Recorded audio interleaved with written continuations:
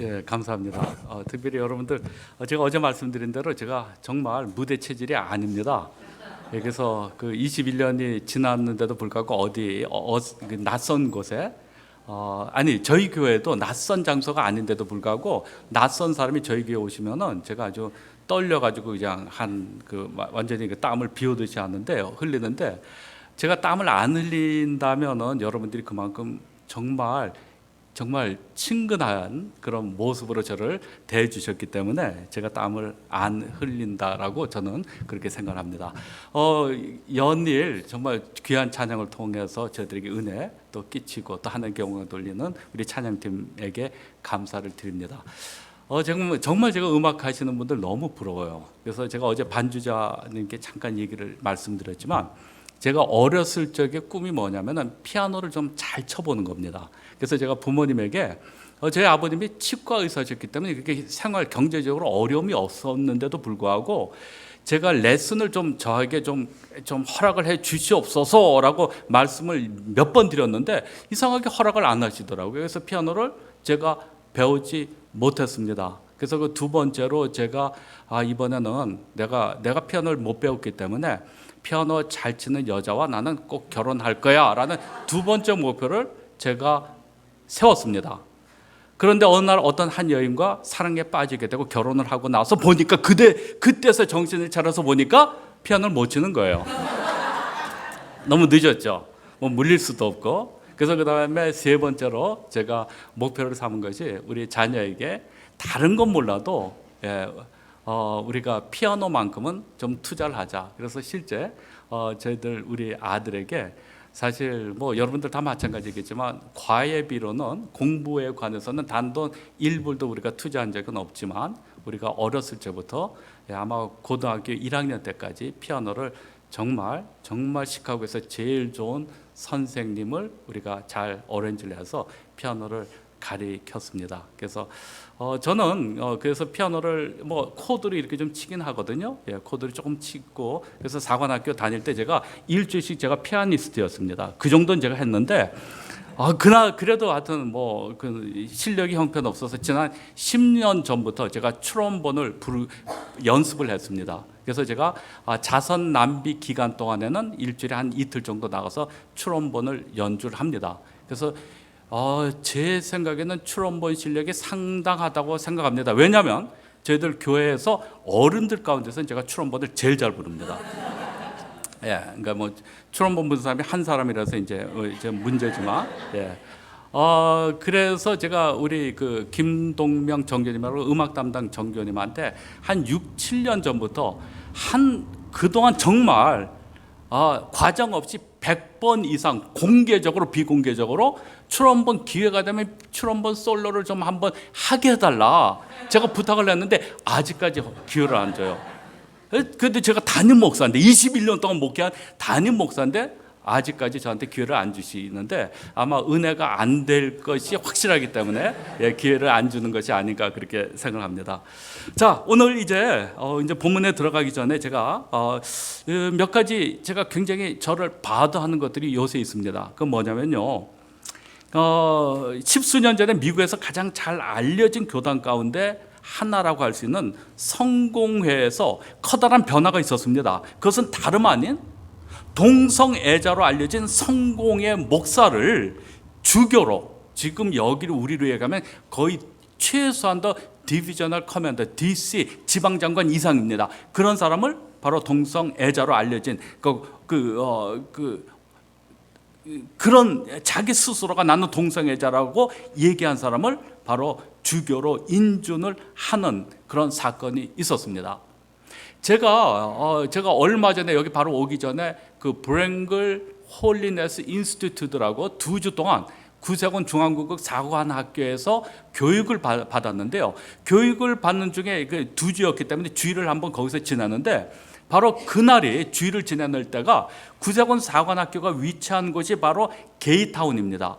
그래서 그날 주일날 바로 우리가 예배를 끝나고 제가 숙소로 와서 보니까 숙소 바로 앞에 이제 그 큰 길이 있는데 그쪽으로 게이 퍼레이드가 이제 벌어지는 것을 제가 보게 되었습니다. 수만 명이 아니라 수십만 명이 이제 거기 게이 퍼레이드에 참여하거나 또 구경하면서 또 무지개 깃발을 흔들면서 그 게이 퍼레이드에 참여하는 사람을 봤는데, 제가 보면서 마음이 굉장히 아프고 이거 어찌할꼬 하면서 그 광경을 바라보다가 가장 마음이 아팠던 것이 그 다음에 깃발들이 수십 개의 깃발, 아마 제가 계산해 보지 않았지만 적어도 100개 이상 되는 교회를 대표하는, 교단을 대표하는 깃발들이 한꺼번에 100개 이상이 쭉 한꺼번에 지나가는 것을 제가 볼 수가 있었습니다. 이것은 한마디로 제가 말씀을 드리고 싶은 것은, 한마디로 넘지 말아야 될 선을 그들은 이미 넘었다는 것입니다. 하나님께서 성경을 통하여 너무나도 확실하게 그어주신 일에 대해서 인간들이, 아니 더 나아가 심지어 교회와 교단들이 정면으로 하나님의 뜻에 도전하는 것이나 다름없다는 거죠. 성경에 굳이 로마서를 우리가 제가 언급을 하지 않더라도 수많은 곳에서 하나님께서 이 동성애에 대해서 확실하게 하나님께서 이것은 잘못이다, 이것은 죄다라고 하나님께서 분명히 지적하고 있는데도 불구하고 오늘날 많은 인간들이, 교회들이 이런저런 구실을 내세워서 타협하고 인정하려고 하는 그런 모습들을 볼 수가 있습니다. 그날 또 우리 구세군 그 신학교에서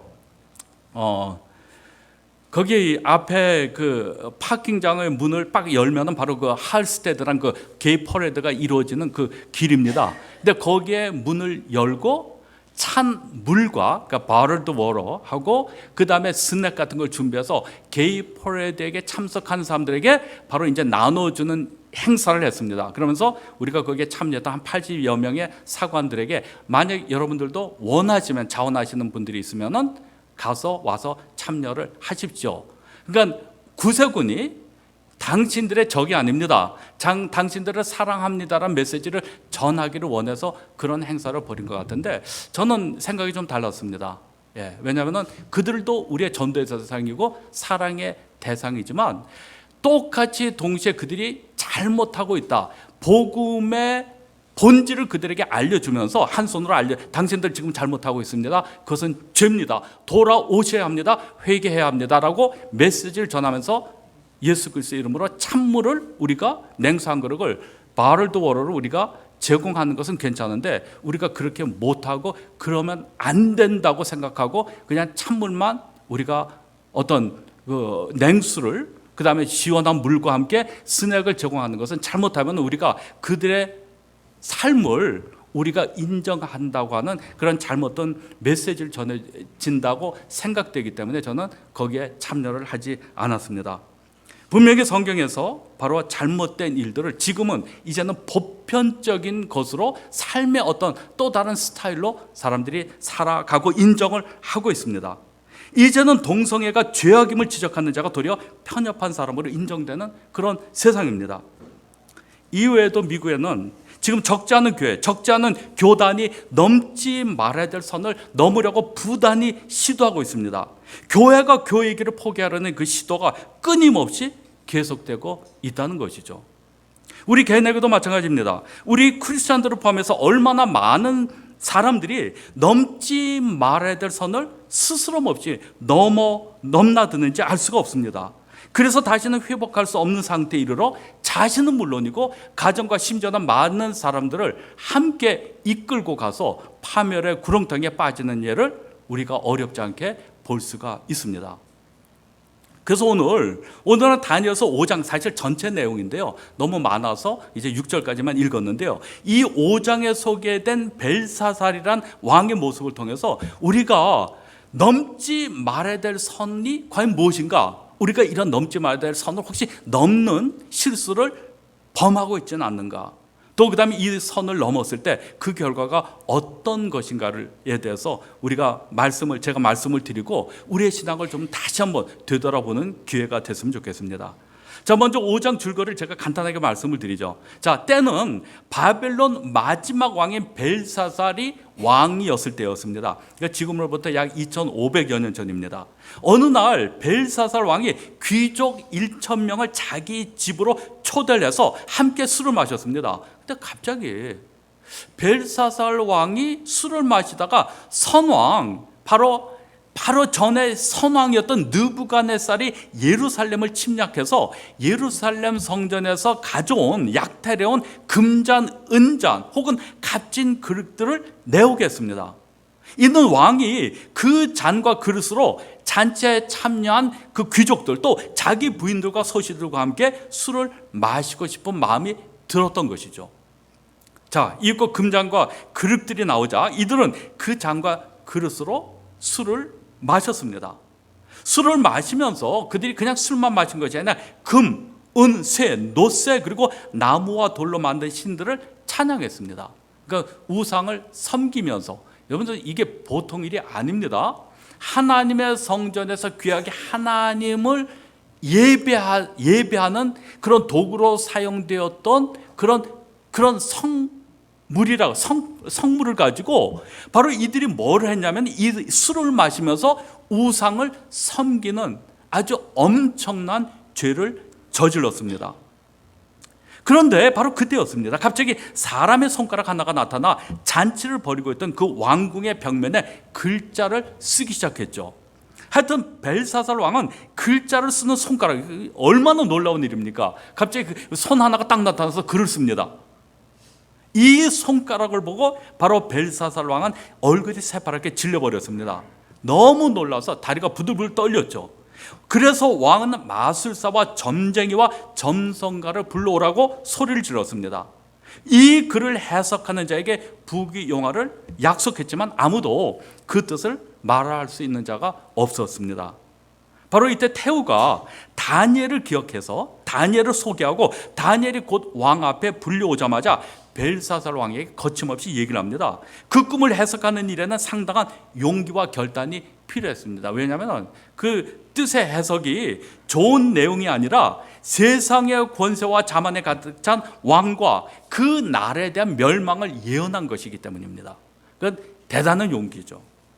자, 그러나 하나님을 믿는 다니엘은 이러한 이유 때문에 하나님의 예언을 전달하지 않는 비겁한 행동을 취하지 않았습니다. 모든 것을 지으시고 주관하시는 분에게 항상 도우심, 또 하나님의 도우심을 믿고 담대하게 있는 그대로 꿈을 해석했습니다. 자, 먼저 선친인 느부갓네살 왕에 대해서 얘기했습니다. 이미 지나온 과거, 너무나 확실한 과거의 증거를 통해서 벨사살 왕이 배웠어야 한다는 거죠. 당신의 선왕을 통해서 도대체 뭘 배웠냐고 묻습니다. 하나님께서 벨사살 왕의 선친인 느부갓네살 왕을 왕이 되게 하고 온갖 존귀와 영광을 받게 하신 분은 다른 그 누가 아니라 바로 하나님이심을 바로 그는 얘기했습니다. 그러나 그가 마음이 높아지며 뜻이 강팍하여 교만해서 그 영광을 빼앗기고 그 짐승과 같은 삶을 살 수밖에 없었다고 얘기합니다. 자, 이렇게 선친인 느부갓네살 왕의 죄와 패망에 대해서 얘기한 후 곧바로 그 당시 바로 왕이었던 벨사살 왕의 모습을 지적했습니다. 당신은 선친인 느부갓네살 왕이 겪었던 일을 분명히 알고 있으면서 당신은 겸손하게 살지 못했습니다. 자, 그 다음에 오히려 하나님의 성전에 쓰던 잔과 그릇들을 가져와 여러 사람들과 함께 술을 마셨습니다. 거기다가 금이나 은이나 노쇠나 쇠나 나무 또는 돌로 만든 신들을, 우상을 찬양하기까지 했습니다. 한마디로 뭐냐면요, 당신은 넘지 말아야 될 선을 넘었습니다. 자, 여기서 벨사살 왕이 넘지 말아야 될 선을 넘은 것이 몇 가지가 있는데요, 그것을 아마 한번 제가 말씀을 드리고 오늘 우리의 삶에 한번 적용했으면 좋겠습니다. 자, 첫 번째 어떤 선을 넘었냐면요, 선친인 느부갓네살 왕이 예루살렘 성전에서 탈취해온 하나님의 기구를 감히 사용하지 못하고 자신의 신의 보고에 두었던 것을, 자, 느부갓네살 왕이 감히 두려워서 약탈을 해서 뺏어오긴 왔지만 쓰지 못하고 가만히 놔뒀던 그것을, 기구를 유흥을 위해서, 술을 먹기 위해서 내어다가 여기다가 술을 붓고 마시고 즐겼다는 겁니다. 느부갓네살 왕을 비롯해서 선대 왕들이 아무도 손을 대지 못했던 것, 바로 그 그릇에 손을 대었습니다. 그 그릇에다 술을 부어서 마셨습니다. 여러분, 그 성전 기구 자체가 중요한 건 아닙니다. 어제 말씀을 드린 것처럼 성전이 부족이 될 수 있습니다. 성전 자체 건물은 아무런 의미가 없습니다. 여러분들 잘못하면 이 건물도 얼마든지 세속적인 목적에 사용되어질 수가 있고요. 또 어떨 때는 잘못하면 우리가 잘하면 우리가 카페, 술집으로 사용되었던 것이 성전이 될 수도 있습니다. 얼마든지 하나님을 예배하는 장소로 만들 수가 있습니다. 이 장소 이것 자체가 중요한 것은 아니라는 것이죠. 문제는 그 성전 기구를 갑자기 가져오게 해서 술을 마시는데 사용한 벨사살 왕의 그 의도가, 그 동기에 문제가 있었다는 겁니다. 한마디로 그는 하나님의 살아계심을 부인했던 것이죠. 하나님께서 살아계심을 알았다면 어떻게 그런 행동을 할 수 있었겠습니까? 여러분, 우리가 살면서 실수할 수가 있습니다. 때로는 잘못된 것임을 뻔히 알면서도 죄를 계속 지을 수가 있습니다. 그러나 그 어떤 경우에도 여러분, 실수해서는 안 되는 일, 단 한 번이라도 넘어서는 안 되는 선을 넘는 일을 해서는 안 됩니다. 예를 들어서요, 부모 자식 간에 아무리 화가 나도 부모가 자식에게 해서는 안 되는 일들이 있습니다. 모욕감이 들거나, 성경에 보면 분을 품지 않도록, 우리가 자식을 훈계해도 분을 품지 않도록 해야 합니다. 제가 그래서 저는 글쎄요, 이거에 대해서는 제가 자신 있게 말씀을 드릴 수 있을 것 같아요. 제가 그 아들 얘기 또 하네요. 죄송합니다. 예. 혹시 정말 딱 지금 이틀이 지나지만 도저히 역겹다, 도저히 듣지 못하겠다 생각하시는 분들은 조용히 손을 들어주시면 제가 얘기를 안 하죠. 예. 자, 제가 아들이 뭐 어렸을 때부터 뭐 애들이니까 지금 늦잠을 자거나 그러잖아요. 빨리 일어나서 학교를 가야 될 때도 제가 장한거, 너 이제 벌써 몇 번 깨웠어, 빨리 안 일어나 하고 그런 적 없어요. 혹시나 만에 하나 얘가 혹시 마음에 어떤 어떤 분이 생길까봐 갑자기 그러면은 아버지 왜 저래 이럴까봐 제가 몇 번이고 가서 조용히 침대 살살 깨우면서, 야, 한국아 일어나야지. 제가 굉장히 좋은 아빠는 지금 갑자기 이렇게. 근데 저 그랬어요. 왜? 제가 아들이지만 아들의 인격을 최대한 존중을 하기를 원했습니다. 자, 부모와 자식 간에도 우리가 넘어서는 안 되는 선이 있습니다. 그리고 또 부부지간에라도 넘어서는 안 되는 선이 있죠. 아무리 화가 나도 남편이나 아내의 약점을, 서로 간의 약점을 들추거나 아픈 과거를 들추어서 상처를 건드리는 일은 사실 넘어서는 안 되는 일이라고 저는 생각을 합니다. 그리고 특별히 남편은 절대 처갓집 흉을 보면 안 되죠. 그건 넘어서는 안 되는 선입니다. 그다음에 아내는 아무리 화가 나도 아무리 힘들어도 시집에 대해서 흉을 보면 안 되죠. 더군다나 흉 볼 수는 있지만 업신여기면 안 되는 것 같아요. 그런 것들이 저는 선을 넘어서는 안 되는 그런 선이 저는 있다고 생각합니다. 여러분, 신앙생활에도 교회 생활에도 넘지 말아야 될 선이 있습니다. 아무리 힘들어도 넘지 말아야 될 선이 있는데 그 중에 하나 가장 중요한 것이 뭐냐면요, 내 이웃을, 내 형제자매를 정죄하고 판단하는 것, 판단하고 정죄하는 일은 그것은 이미 넘어서는 안 되는 선을 넘는 일입니다. 왜? 판단하고 정죄하는 일은 목회자에게도 주어진 일이 아닙니다. 하나님께서만이 하시는 일입니다. 성경에 정말 제가 로마서에서만 하나 읽어드리죠. 14장 3절과 4절인데요. 먹는 자는 먹지 않는 자를 없인 여기지 말고 먹지 못하는 자는 먹는 자를 판단하지 말라. 이는 하나님이 저를 받으셨음이니라. 내가 어찌하여 내 형제를 판단하느냐? 어찌하여 내 형제를 없인 여기느냐? 우리가 다 하나님의 심판대 앞에 서리라. 절대 우리에게 판단의 권한을 하나님께서 우리에게 부여하시지 않았습니다. 이런 사람이 있습니다. 저에게 제 시카고 혹시 하여튼 어떤 분이 계시는데 저한테 이런 얘기 하십니다. 사관님 이거 시정해 주세요. 저 사람 징계해야 합니다. 저 이거 안 들어주면 저 교회 나갑니다. 어제 갑자기 그 사람이 깡패처럼 보이더라고요. 저한테 협박하는 깡패. 자, 지금 지난 21년 동안에요. 가장 저희 교회에서 문제 가운데 심각했던 뭐라 그럴까요? 하여튼 문제 가운데 하나가 뭐냐면은 대표 기도를 가지고 이런저런 말씀을 하시는 분들이 여러 분 계셨어요. 대표 기도.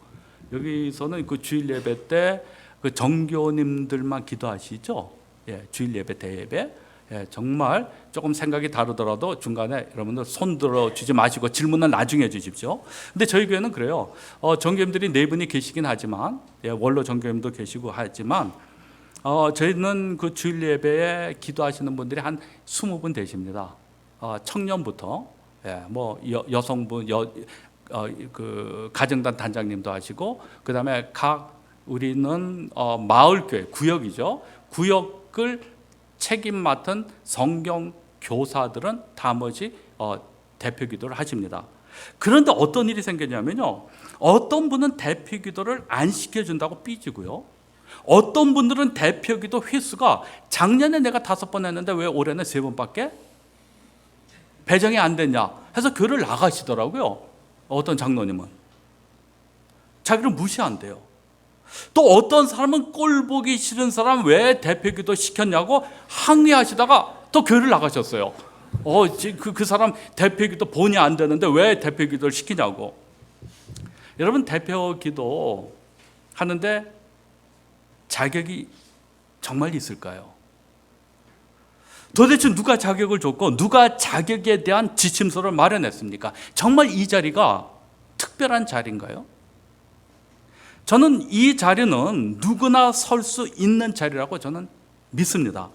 예수님께서 돌아가실 때 어떤 일이 있었습니까? 예수님께서 돌아가실 때 예루살렘 성전에 성소와 지성소를 가로막고 있었던 두꺼운 휘장, 어떤 신학자들은 그 휘장의 두께가 어느 정도 10cm에서 어떤 사람은 막 30cm까지는 믿기지가 않는데 휘장이 도끼로 뭐 1시간 동안 도끼로 내리쳐도 그 휘장이니까 섬유로 만들어졌기 때문에 이 휘장이 도저히 갈라질 수 없는 그 엄청난 휘장이, 커튼이 바로 예수님께서 십자가에 달려 돌아가시는 그 순간에 지성소와 성소를 막고 있는 그 휘장이 찢어져서 이제는 우리 모두가 예수 그리스도를 믿는 하나님의 백성이면 누구든지 바로 성소에서 지성소까지 들어가서 내가 이제는 제사장이 되어서 어느 누구든지 기도할 수 있는 자격이 주어졌습니다. 여기가 지성소보다 더 중요한 자리입니까? 아니에요. 저는 그렇지 않습니다. 도대체 누구 멋대로 예수 그리스도의 보혈의 공로로, 그 귀한 보혈의 공로로, 그 희생으로 찢어놓은 그 휘장을 왜 우리들이 오늘날 뭐 이상한 규칙을, 법을 들이대면서 그렇게 다시 꼬매고 있냐는 거죠. 누가 자격을 줬습니까? 여러분, 설교자의 자격도 따로 있지 않습니다. 여러분, 목사라는 그 단어가 성경에 몇 번 나온다고 생각하세요? 에베소서 4장 11절에 목사라는 단어가 딱 한 번 나옵니다. 거기에 대한 어떤 설명이 이런 방구도 없어요. 그냥 한 번 나와요. 딱 한 번, 목사라는 단어가. 그런데 목사에게 수많은 일들을, 권리를, 책임을 목사의 어깨에 짊어지게 만들었어요. 교회가. 그러니까 전통이죠. 꼭 나쁘다기보다는 교회 질서를 위해서, 그러니까 하나님께서 교회 가운데 역사하시기 때문에 그 만들어진 질서도 물론 하나님의 역사 가운데 이루어졌다라고 우리가 믿는 거 괜찮은데 절대적인 것은 아니라는 말씀입니다. 이왕이면 그 목사에 대한 설명이 좀 있었으면 좋겠어요. 뭐 한 달에 한 번씩 반드시 일반 성도님들은 목사님을 모시고 꼭 중국집 한 번, 그 다음 주에는 일식, 그 다음 주에는 인앤아웃 버거, 뭐 이런 것들이 좀 그 규칙이, 그런 규칙이 성경에 나와 있으면 얼마나 좋겠습니까? 근데 없어요, 아무것도. 여러분, 그런데도 불구하고 목사가 왜 주로 설교합니까? 제가 더 깨끗했어요? 근데 저기 깨끗해서 그런데 아주 고개를 확실하게 돌리도 아닌데요 이러시는 분이 계시는데, 예, 그 맞아요.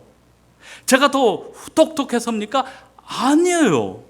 목사가 설교하는 이유는 뭐냐면요, 저는 그렇게 봅니다. 딴소리 안 할 가능성이 가장 많습니다. 왜 그런지 아세요?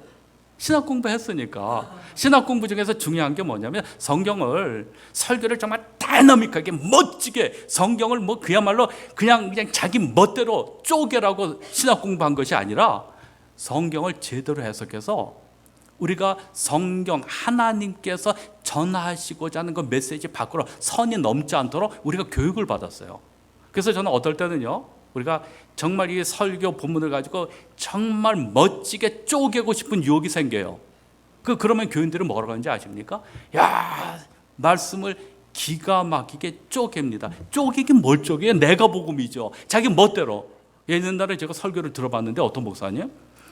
그 다윗이 물맷돌을 5개를 들고 골리앗을 향해 갔습니다. 첫 번째 돌을 던졌습니다. 첫 번째 돌은 믿음의 돌멩이입니다. 무슨 믿음의 돌멩이에요? 그런 거 아니에요. 그 다음에 어떤 분은 모세가 그 가시덤불 아래서 신을 벗었잖아요. 절망의 신을 벗어야 됩니다. 두 번째, 우리는 뭐 욕심의 신을 벗어야 됩니다. 그렇듯하지만 하나님의 말씀을 우리는 제대로 보고, 제대로 우리가 아무리 좀 드라이한 것처럼 느껴져도 말씀을 제대로 전달할 그런 책임이 우리에게 있습니다. 예, 그래서 여러분들 좀 고리타분하게 들리는 설교를 할지라도 그 설교가 훨씬 더 건강할 수가 있습니다. 여러분, 뭐 웃기고 재밌는 게 아니라 그런 설교가 더 값진 설교가 있어요. 왜냐하면 그런 유혹이 있고요, 그런 유혹에 빠져서 재밌게 하고 싶은 그런 욕망이 목회자에게, 설교자에게 있는데, 잘못하면 엉뚱한 복음을 전하기가 쉽습니다. 그래서 우리는 신학 공부를 제대로 했다기보다 어쨌든 했거든요. 저도 만 풀타임으로 구세군 신학교까지 계산하면 49년 제가 죽는 등 사는 등 제가 공부를 했어요.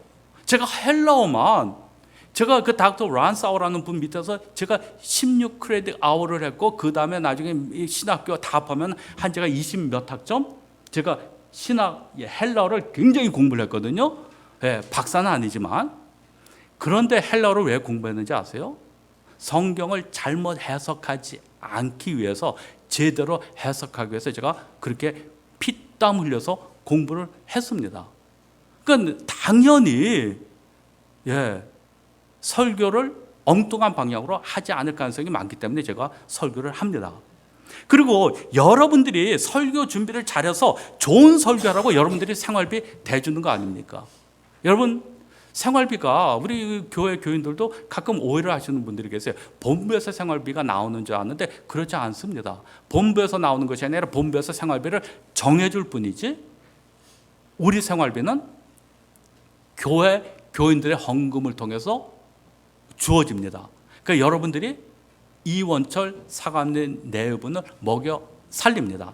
그러니까 여러분들은 당연히 이원철 사관님으로부터 좋은 설교를 들을 권리가 있습니다.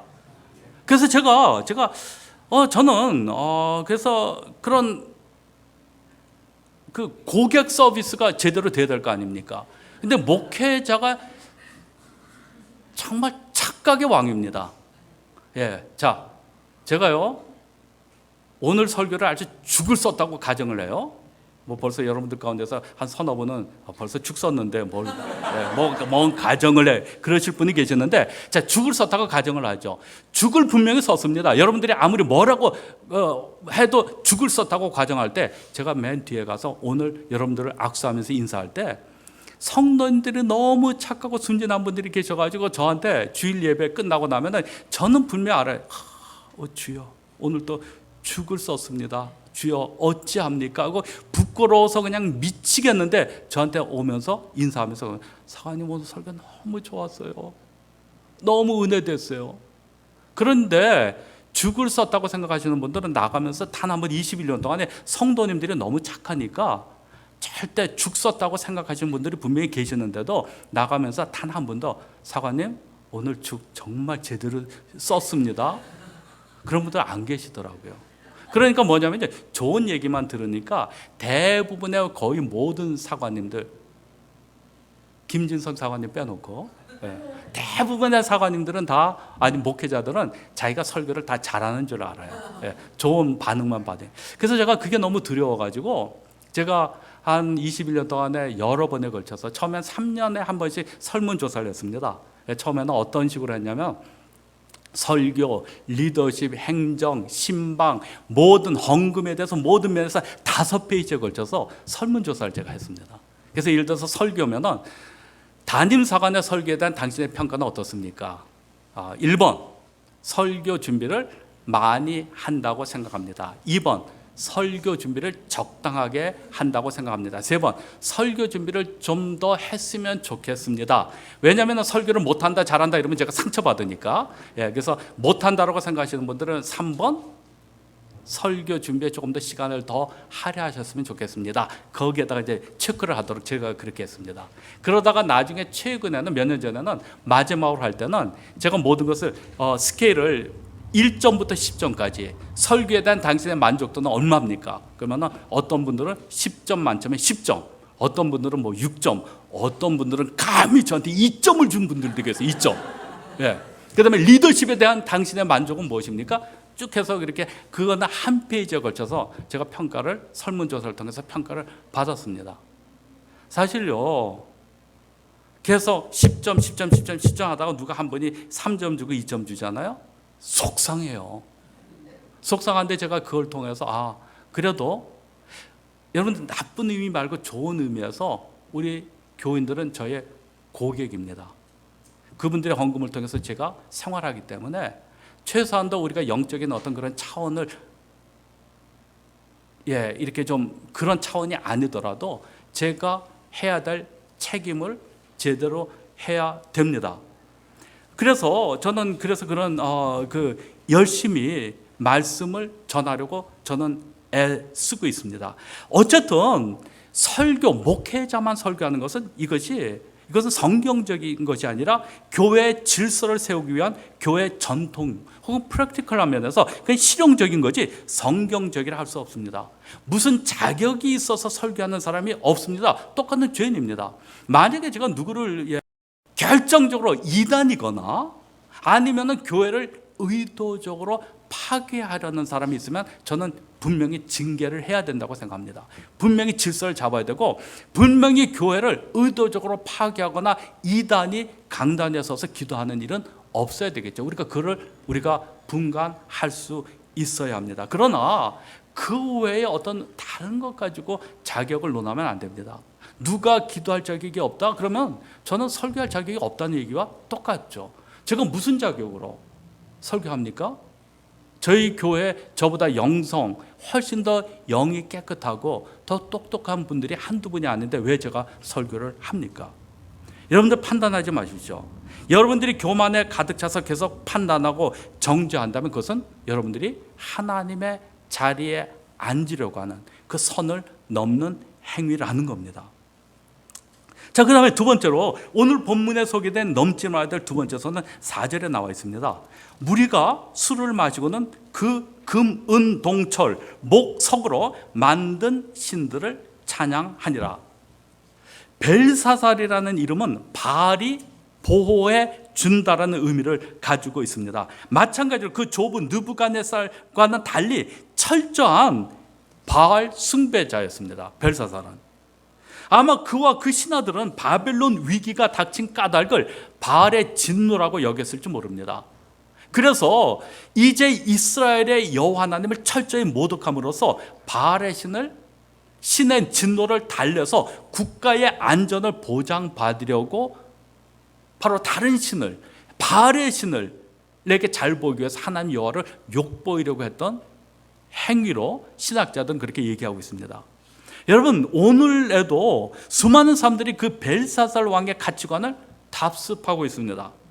하나님 대신에 물질을 찬양합니다. 교회와 신앙이 오히려 우리의 자유와 우리의 행복의 걸림돌이라고 매도하는 사람들이 있습니다. 여러분들 잘 들어주시면 좋을 것 같습니다. 그동안 한국 교회에서 교회 중심으로 신앙생활하는 것에 대해서 사실은 너무 지나치게 강조를 했습니다. 저희 부모님 세대까지만 해도 교회에 자주 나오고 또 오래 머무는 성도를 열심히 있는 성도, 또 좋은 성도라고 가르쳤습니다. 우리가 정작 세상 속에서 머무는 시간이 훨씬 더 많고 또 빛과 소금의 역할을 우리가 교회 아닌 세상 속에서 해야 되는 그런 역할의 의미가 있음에도 불구하고 오직 예수보다는 교회 건물 안에서의 시간을 강조했습니다. 그래서 이 결과로 우리 크리스찬들이 교회 안에서는 아주 굉장히 멋있어요. 좋은 정교님, 선교님, 부교님의 모습을 취하고 있는데 때로는 우리가 가정에서 그런 모습이 너무 약하다는 거죠. 또 직장에서 교회에서 모습만큼이나 직장에서 우리가 인정받지 못하고 있습니다. 그래도 저는 말씀을 드리고 싶은 것은 그래도 저희 부모님 세대는 나름대로 순수한 신앙이 있었습니다. 예수 천당, 오직 예수의 신앙이 우리 부모님 세대에 있었습니다. 지금은 예수 천당 불신지옥을 외치는 것이 저는 과연 효과적인가 저는 상당히 항상 저는 퀘션을 갖고 있습니다. 그 정도가 아니라 제가 한국에 나가서 명동을 가봤더니 커다란 십자가를 들고 마이크를 들고 명동 길거리를 다니면서 예수 천당 불신지옥 하는데요. 제가 진짜 거부감이 들더라고요. 왜냐하면 요새는 너무 우리 기독교가 해야 할 일을 제대로 못했기 때문에 교회 안에서만 인정받는 종이 호랑이였기 때문에 우리가 밖에서 이제는 너무 우리 교회를 바라보는 우리 그리스도인들을 바라보는 눈이 너무 좋지 않아서 사실은 그런 전도 방법이 도리어 하나님의 영광을 가리우지 않나 하는 그런 생각을 하게 됩니다. 그럼에도 불구하고 여러분 우리 부모님 시대 아니면 조부모님 시대에 예수 천당 불신지옥이라는 구호를 통해서 많은 영혼이 구원을 받았습니다. 까다로운 우리의 세대 눈에 우리 부모님의 세대 신앙이 획일적으로 때로는 무식하게 보일 수가 있습니다. 그러나 신앙의 뜨거움, 희생의 의미를 우리가 결코 평가절하할 수 없다는 것이죠. 우리 세대를 기점으로 저는 제 세대를 기점으로 또 미국으로 신앙 터전을 옮기면서 서서히 그리스도인들이 약삭 빨라지고 있습니다. 이런 걸 제가 느껴요. 그러면서 우리의 모습을 상당히 이성적이고 또 냉철하고 균형 있는 신앙이라고 우리가 스스로 평가하는 착각 속에 빠지고 있다는 겁니다. 그러나 저희 부모님 세대보다 훨씬 더 계산적으로 변해가는 것 같아요. 희생이라는 단어를 이제는 더 이상 좋아하지 않습니다. 그리고 점점 교회에 충성하는 것이 광신적이고 누가 교회를 위하여 물질과 시간을 희생적으로 드리는 사람이 있다면 좀 모자라는 사람으로 보는 경우가 있다는 것입니다. 오늘날 벨사살 왕처럼 이름에 바알이 보호해준다는 의미가 없을 뿐 실제로 많은 사람들의 실제적인 삶의 모습 속에서 돈만이 나를 보호해준다 이렇게 살고 있는 사람들이 있다는 것입니다. 그래서 열심히 있는 신앙생활이 도리어 나의 취미생활과 나의 패밀리 타임 그리고 나 자신을 개발하는데 방해거리로 인식하고 있습니다. 그래서 요새 점점 가면 갈수록 젊은 세대가 교회로 들어오지 않습니다. 자신의 자유를 억압한다고 생각합니다. 자, 또 다른 예를 말씀드리면 옛날에 보면요, 실제로 공부하기 싫은 학생 혹은 공부 못하는 학생이 교회 학생부 활동에 굉장히 열심히 있는 경우가 없지 않았습니다. 그러나 제가 보면요, 저희 교회 그 EM 학생들이 상당히 있는데 정말 제가 지난 21년 동안에 제가 보고 느끼는 정도가 아니라 확실히 제가 볼 수 있었던 것은 대학 준비한다고 신앙생활을 거의 하지 않은 학생 역시 제대로 된 사람을 저는 보지 못했습니다. 시간이 없거나 바빠서 성경 못 읽고 기도 안 하는 사람들을 보면 사실은 엉뚱한 일에 훨씬 더 많은 시간을 빼앗기는 것을 볼 수 있다는 것이죠. 여러분, 이 세상의 주변 여건이나 환경으로 신앙생활 제대로 못하는 사람 많지 않습니다. 제대로 신앙생활 하려고 하는 사람 아무리 바빠도 시간 쪼개서 성경 읽고 기도하고 교회 일에 충성하는 모습을 제가 여태껏 한두 분을 본 것이 아닙니다. 자, 세 번째로 가장 중요한 선에 대해서 제가 말씀을 드리길 원합니다. 그것은 구원의 선입니다. 점점 가면 갈수록 아까도 말씀을 드린 것처럼 동성애뿐 아니라 점점 이제는 오직 예수 그리스도의 신앙이 우리 앞에서 실종되어지고 있는 시대에 살고 있습니다. 여러분, 다시 말씀드리지만 오직 예수입니다. 오직 은혜입니다. 다른 이름 없습니다. 다른 이로서는 구원을 받을 수 없나니 천하 사람 중에 구원을 받을 만한 다른 이름을 우리에게 주신 일이 없느니라. 여러분, 예수만을 우리는 이제는 따라가야 합니다. 자꾸 지금은 예수 위에 그 다른 것을 자꾸 혼합하려고 뭔가 다른 일을 꾸미려고 많은 사람들이 노력을 합니다. 여러분, 저는 그래서 예수 그리스도 오직 예수의 신앙만큼은 세상 사람들이 나를 아무리 편견자로 나를 아집 독선 덩어리로 본다 할지라도 여러분 상관하지 않고 저는 이 길로 갈 것입니다. 누가 뭐래도 사관이 너무 편협합니다. 독선적입니다. 아니 그러고 어떻게 세상을 살아갑니까? 라고 이것 때문에 온 교인이 다 나간다 할지라도 오직 예수만큼은 우리가 반드시 붙잡아야 될 정말 복된 이름입니다.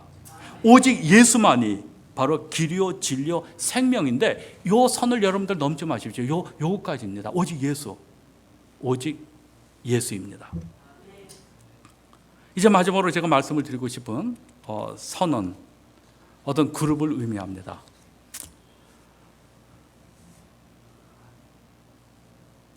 제가 마지막으로 이제 여러분에게 정말 여러분 모두가 익숙한 미국 노래를 하나 제가 소개를 해드리기를 원합니다. 제가 트럼본을 제가 독주를 하기를 그렇게 원했지만 단 한 번도 허락을 받지 못했습니다. 그리고 제가 무슨 담대하지 못해서요. 어떨 때는 아내가 요새 그러더라고요. 왜 그렇게 요새 설교 중에 옛날 하지 않던 그런 습관이 나왔느냐? 제가 뭐냐면 설교 중에 자꾸 찬양을 하더라고요. 근데 하도 떨려가지고 제가 본래는 적어도 한 절을 1절이라도 혹은 제가 원하는 3절, 4절 한 절이라도 처음부터 끝까지 다 부르기로 작정을 하고 집에서 연습하고 사무실에서 연습을 했는데 도중에 떨려서 제가 중간에 한 소절을 부르고 그다음에 나중에 이제 읽고 이런 일이 있었는데 제가 어렸을 적 그것도 강원도 주무진에서 불렀던 이 노래, 그것도 한국 노래가 아니라 제가 영어 노래를 하나 불러드리겠습니다. 특별 보너스입니다. 어떤 노래냐 하면요, 여러분들 다 아시는 노래예요. 그래서 제가 부를 때 같이 제가 왜 이 노래를 요새 얼마나 사랑하는지 아세요? 지난 한 20년 동안에 이 노래만 부르면요, 옛날에 그 의미 없이 불렀던 그 노래가 이 노래만 부르면은 제가 가슴이 그냥 벌컹벌컹 두근두근 벌컹벌컹 하는 그런 노래 가사로 저에게 다가왔습니다. 저는 그 선 안에 들어가기를 원합니다. 어떤 선인지, 도대체 어떤 선 안에 들어가기를 원하는지 제가 이 노래를 여러분들이 한번 들으시고 아마 짐작해 주시면 감사하겠습니다. Oh, when the saints go marching in, oh, when the saints go marching in, oh Lord, I want to be in that number. Oh, when the saints go marching in. 어떤 내용인지 아시죠? 언젠가 저는 상상하고 또 기대합니다. 언젠가 하늘 문이 열리고 천성문이 열릴 때 우리의 모든 성도가 함께 그 천성문을 향해서 걸어가는 행진하는 그날을 저는 기대하고 그날을 바라보고 있습니다. 제가 가다가요, 만날 사람이 너무너무 많아요. 제가 제일 못하는 게 뭔지 알아요? 사관님은 잘 아시나요? 그 영어로 스몰 톡. 제가 너무너무 못해요. 사실 목회자니까 먼저 가서 악수하고 인사하지, 제가 사실은 굉장히 그게 저 아들도 힘들어 하더라고요. 스몰 톡. 그 인사하고 뭐 How are you? How was your vacation? I'm fine. 뭐 이런 게 너무너무 싫어요.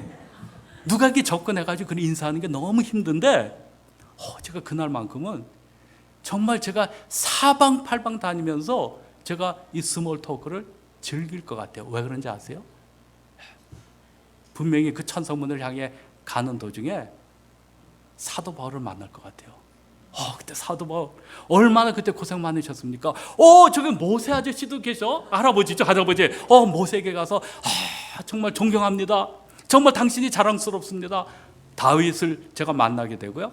모든 성도, 저희 어머님, 아버님 이미 돌아가셨거든요. 다 돌아가셨는데 어머님, 아버님을 그 천성문을 향해서 걸어가는 그 길에서 만나게 됩니다.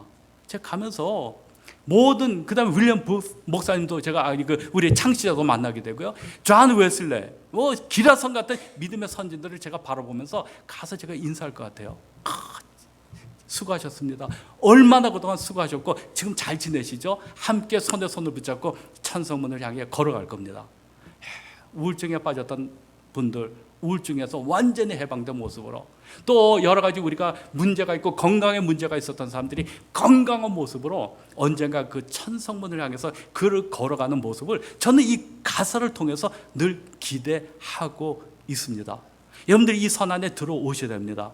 예수 그리스도를 구세주로 영접함으로, 또 열심히 우리가 주님 앞에서 충성함으로 언젠가는 조금 더 떳떳하게 구원은 받았지만, 하나님께서 저 천성문을 향해서 들어가면은 나에게 어떤 상급을 주실까 자신이 없네, 이런 모습 말고요. 그때는 하나님, 제가 부족하지만, 제가 목회자는 아니지만, 내가 정교는 아니지만, 직분은 없지만, 그래도 제게 주어진 환경 속에서, 위치에서 하나님, 제가 최선을 다했습니다, 기대합니다 하고 그 천성문을 향해서 그 들어가는 모습이, 저는 이 노래를 부를 때마다 상상이 되는 거예요.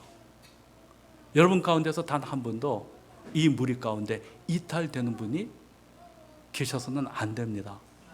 제가 갔는데 같이 이렇게 가다가 옛날 샌프란시스코 그 올레이션 철치 거기서 내가 봤던 그 부교님, 성교님 보고 싶은데, 정교님 하고 제가 찾아봤는데 그 무리 가운데 없으면 말이 됩니까, 안 됩니까?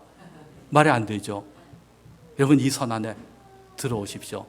바깥선으로 넘어가지 마십시오. 구원의 선 안에 들어오셔서 우리가 함께 저 천성문을 향해서 건강한 모습으로 우리가 그 천성문을 향해서 들어가는 그 놀라운 날을 우리가 기대하면서 우리가 함께 계속 신앙생활 하기를 원합니다. 함께 기도하시겠습니다. 하나님 아버지, 오늘 저희들 우리가 벨사살 왕이 정말